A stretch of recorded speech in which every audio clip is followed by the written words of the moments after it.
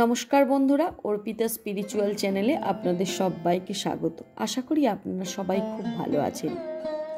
বন্ধুরা, আজকের আমি আলোচনা করব তুলসী গাছে জল দেওয়ার মন্ত্র কি এবং তুলসী পাতা তোলার সময় আপনি কোন মন্ত্র বলবেন, তুলসীকে কোন মন্ত্রে প্রণাম জানাবেন এবং তার সাথে সাথে তুলসী গাছ বাড়ির কোন দিকে রাখবেন এবং তুলসী গাছ সম্বন্ধে আরো অনেক কিছু অজানা তথ্য। তাহলে চলুন মূল ভিডিওতে চলে আসা যাক। হিন্দু ধর্মে তুলসী পাতার গুরুত্ব রয়েছে অনেক। তুলসী গাছ হিন্দুদের বাড়িতেই সবচেয়ে বেশি দেখা যায়। আয়ুর্বেদ শাস্ত্র, বাস্তুশাস্ত্র ও জ্যোতিষশাস্ত্রে তুলসী পাতার গুরুত্বের কথা বলা হয়েছে। পুরাণ অনুযায়ী তুলসী গাছে রয়েছে অলৌকিক শক্তি, তাই পুজো পার্বণে তুলসী পাতার ব্যবহার বহুল প্রচলিত। হিন্দুদের বিশ্বাস অনুযায়ী তুলসী গাছ রোজ পূজা করলে জীবনের সব সংকট, দুঃখ, কষ্ট ধীরে ধীরে হ্রাস পেতে থাকে। সব সমস্যা মিটে যায় এক ঝটকায়। হিন্দু বিশ্বাস অনুযায়ী তুলসী গাছের গুরুত্ব অনেক, তাই তুলসীকে লক্ষ্মীর প্রতিরূপ রূপে পুজো করা হয়। তাই প্রতিদিন বাড়িতে তুলসী পুজো করার কিছু নিয়ম আছে। কথিত আছে যে বাড়িতে তুলসী গাছ থাকে, পুজো করা হয়, সেখানে ভগবান বিষ্ণুর আশীর্বাদ সর্বদা বর্ষিত হয়। এর সঙ্গে সঙ্গে ঘর থেকে নেতিবাচক শক্তি দূরে চলে যায়। তবে রোজ তুলসী গাছ পুজো করেন, জল দেন, কিন্তু তাতেও আপনার ভাগ্যের কোনো সুরাহা মিলছে না, তাহলে মনে রাখবেন আপনার তুলসী গাছে কিছু কিছু ভুল নিয়ম পালন করা হচ্ছে। তাই আজকের ভিডিওতে সেই ভুল নিয়মগুলো আমি আপনাদেরকে বলে দেব। তুলসী গাছ পুজো করার জন্য বেশ কিছু নিয়ম যা বাস্তুশাস্ত্রে উল্লেখ আছে। বাস্তু নিয়ম অনুসারে স্নান করে তুলসী গাছে জল দেওয়া উচিত এবং তুলসী গাছকে জল দেওয়ার আগে কিছু খাওয়া উচিত নয়। জল নিবেদনের সময় এমন কাপড় পরা উচিত যেটি কোনো রকম ছেঁড়া না থাকে। এবার আলোচনা করব আপনি আপনার বাড়ির কোন দিকে তুলসী গাছ রাখবেন।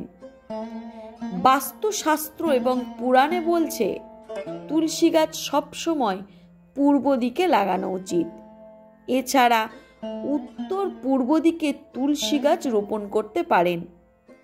এই দিকে তুলসী গাছ রাখলে ইতিবাচক শক্তি ঘরে আসে, সবুজ ও তরতাজা থাকে গাছ, এতে শুভ ফল মেলে। তবে দক্ষিণ দিকে তুলসী গাছ কখনোই রাখা উচিত নয়। আর বন্ধুরা, ভুল করেও শুকনো তুলসী গাছ আপনার বাড়ির মধ্যে রাখবেন না, তাহলে আপনার অর্থের সমস্যা দেখা দিতে পারে। এবার আলোচনা করব তুলসীতে যখন জল নিবেদন করবেন তখন আপনি কোন মন্ত্র উচ্চারণ করবেন। জ্যোতিষ শাস্ত্র অনুসারে তুলসী গাছে জল নিবেদন করার সময় এই বিশেষ মন্ত্রটি উচ্চারণ করলে সমৃদ্ধি প্রাপ্তির সম্ভাবনা 1000 গুণ বেড়ে যায়। শুধু তাই নয়, এই মন্ত্রটি জপ করলে আপনি অনেক দিনের অসুখ কষ্ট থেকে মুক্তি মিলবে। তাহলে শুনে নিন তুলসী গাছে জল নিবেদনের মন্ত্র। গোবিন্দ বল্লভাং দেবীং ভক্ত চৈতন্য কারিণীং স্নাপয়ামি জগদ্ধাত্রীং বিষ্ণু ভক্তি প্রদায়িনীং। এই মন্ত্র পাঠ করার সময় ভক্তরা তুলসী দেবীর কাছে নিজেদের ভক্তি ও শ্রদ্ধা নিবেদন করবেন, কারণ তুলসী দেবী ভগবান নারায়ণের অত্যন্ত প্রিয় এবং ভক্তদের কৃষ্ণ ভক্তি বৃদ্ধি করেন। এই মন্ত্রটির ব্যাখ্যা হল গোবিন্দ বল্লভাং দেবী। এর বাংলা অর্থ হল ভগবান গোবিন্দের অতি প্রিয় দেবী। ভক্তন্য চৈতন্য কারিণীং, যিনি ভক্তদের মধ্যে চৈতন্যের সঞ্চার করেন বা ভক্তি জাগ্রত করেন।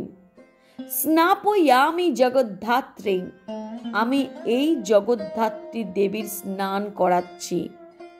বিষ্ণু ভক্তি প্রদায়িনী, যিনি বিষ্ণু ভক্তি প্রদান করেন। এই হলো তুলসী গাছের জল দান প্রণাম মন্ত্র। এবার আপনারা যদি এই সংস্কৃত মন্ত্র উচ্চারণ করতে না পারেন, তাহলে অবশ্যই আপনারা সহজ বাংলায় যে মন্ত্রটি উচ্চারণ করবেন তা হলো, তুলসী তুলসী নারায়ণ, তুমি তুলসী বৃন্দাবন, তোমার শিরে ঢালি জল, অন্তিমকালে দিও স্থল। এই মন্ত্রটি আপনারা অনেকবার উচ্চারণ করবেন, বিশেষ করে 11 বার বা 21 বার আপনারা এই মন্ত্র উচ্চারণ করতে পারেন। আবার আপনারা ওম সুভদ্রায় নমঃ, এই মন্ত্রটিও 11 বার বা 21 বার নিবেদন করতে পারেন। এইবার আলোচনা করব, আপনি তুলসী পাতা যখন ভগবান নারায়ণের চরণে দেওয়ার জন্য তুলবেন, তখন আপনি কোন মন্ত্র উচ্চারণ করবেন। তুলসী পাতা তোলার মন্ত্র হলো, মহাপ্রসাদ জননী সর্বসৌভাগ্যবর্ধিনী আধি ব্যাধি হরা নিত্যাং তুলসী তং নমস্ততে। এই মন্ত্রটি আপনি 3 বার তুলসী গাছের সামনে গিয়ে উচ্চারণ করে তবে তুলসী পাতা স্পর্শ করবেন এবং তুলসী পাতা চয়ন করবেন। এবং তুলসী গাছে জল দেওয়ার পর আপনি তুলসী গাছের যে মন্ত্রটি উচ্চারণ করবেন, অর্থাৎ তুলসী প্রণাম মন্ত্র, সেই মন্ত্রটি হলো, বৃন্দায় অং তুলসী দৈব প্রিয়া ওই কেশবস্য কৃষ্ণ ভক্তি প্রদে দেবী সত্যবতৈ নমো নমঃ। অর্থাৎ ভগবান শ্রী কেশবের অতি প্রিয় বৃন্দা শ্রীমতী তুলসী দেবীর উদ্দেশ্যে আমরা পুনঃ পুনঃ প্রণতি নিবেদন করি। হে দেবী সত্যবতী, শ্রীকৃষ্ণের উদ্দেশ্যে আপনি আমাদের ভক্তি প্রদান করুন। এই মন্ত্রটি আপনি তুলসী গাছের জল দেওয়ার পর প্রণাম মন্ত্র হিসাবে বলবেন। তাতে দেখবেন মা তুলসীর আশীর্বাদে আপনার সংসারের সমস্ত দুঃখ কষ্ট নির্মূল হয়ে যাবে। এরপরে বন্ধুরা আরও একটি অত্যন্ত গুরুত্বপূর্ণ বিষয় নিয়ে আলোচনা করব, যা আপনারা শুনলে এবং আপনারা যদি সেই কার্য করেন, তাহলে ভগবান কৃষ্ণের অপার আশীর্বাদ পাবেন। কিন্তু যদি আপনারা সেই কার্য না করেন, ভুল পথে চালিত হন, ভুল পথে তুলসী দেবীর পরিচর্যা করেন, তাহলে আপনাদের আশীর্বাদের বদলে অভিশাপ বর্ষিত হবে। তাহলে জেনে নিন কোন কাজগুলি তুলসী গাছের সাথে করা উচিত না। শাস্ত্র মতে বলা হয়েছে যে স্নান না করে তুলসী স্পর্শ করা পাপ বলে গণ্য হয়। তাই স্নান করার পর সর্বদা তুলসীকে জল নিবেদন করুন।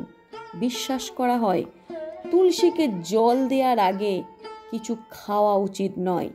তুলসীকে জল নিবেদনের সময় সেলাই না করা এক কাপড় পরে তুলসীকে জল নিবেদন করুন। আর ভুলেও রবিবার দিন আপনারা কিছুতেই তুলসী গাছকে জল দেবেন না, কারণ এই দিন তুলসী মাতা বিশ্রাম গ্রহণ করেন। আবার জ্যোতিষশাস্ত্র অনুসারে একাদশীর দিন তুলসীকে জল নিবেদন করা উচিত নয়। আসলে এই দিনে তুলসী মাতা ভগবান বিষ্ণুর জন্য নির্জলা উপবাস পালন করেন বলে জনমত। তাই এই দিন তুলসী দেবীকে জল দেওয়া উচিত নয়।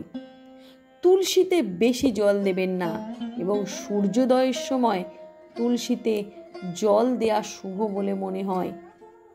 ভুলেও আপনারা সন্ধ্যার সময় বা সূর্য ওঠার আগে কখনোই তুলসী গাছে জল দেবেন না।